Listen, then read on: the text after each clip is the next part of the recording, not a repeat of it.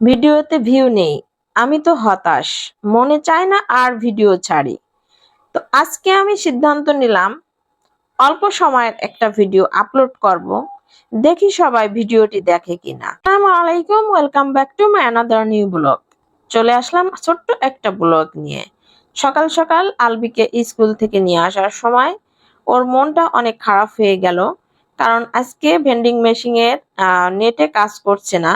তো ও card punch করে খাবার নিতে পারেনি, তো বাইরে থেকে খাবার দিলাম। তো একটু খুশি হয়ে গেল, পরে প্রথমত মন খারাপ থাকলেও মনটা খুশি হয়ে গেল।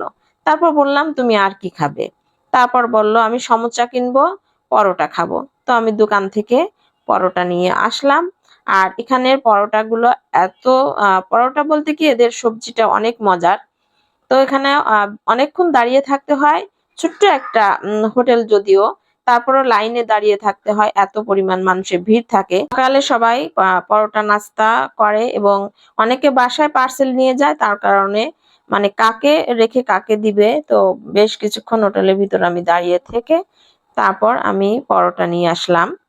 আর অনেক মানুষ আগে থেকে দাঁড়িয়ে ছিল, তারাও নিতে পারছে না। তারপর আমি আর বিরক্ত হলাম না, কিছুক্ষণ অপেক্ষা করলাম, কারণ যে কোনো জিনিসের ধৈর্য থাকতে হবে, ধৈর্য না থাকলে তো আসলে হবে না কোনো কিছুই। তারপর ফাইনালি বাসায় এসে সবাই পরোটা খাচ্ছি। আর যেহেতু নাস্তা করে যাইনি, এর জন্য সবার জন্য পরোটা নিয়ে আসছি। তারপর তো আজকে বাচ্চাদের আবদার ছিল রাতের খাবারে খিচুড়ি খাবে। দুপুরের রান্নাটা আমি সকালেই করে বের হই, আর দুপুরের রান্নাটার জন্য আমি শেয়ার করি নাই। রাতে সবজি খিচুড়ি খাবে বাচ্চারা সবাই মিলে, তো ঝটফট করে কিছু মাংস কেটে নিয়েছি, সবজিও কেটে নিয়েছি। আর ফাইনালি ভাবে সব কিছু রেডি করে তারপরে আমি খিচুড়িটা রান্না করে নিলাম। আর সবজির খিচুড়ি তো খুব সবাই মজা করে খায় আর কি।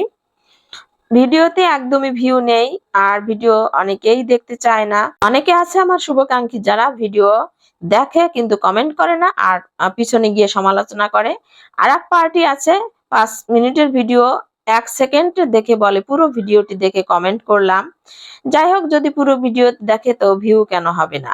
তো আজকে সিদ্ধান্ত নিলাম একবার কম সময়ে ছোট্ট একটা ভিডিও আপলোড করব, কি ভিউ হয় কিনা। সবাইকে ধন্যবাদ।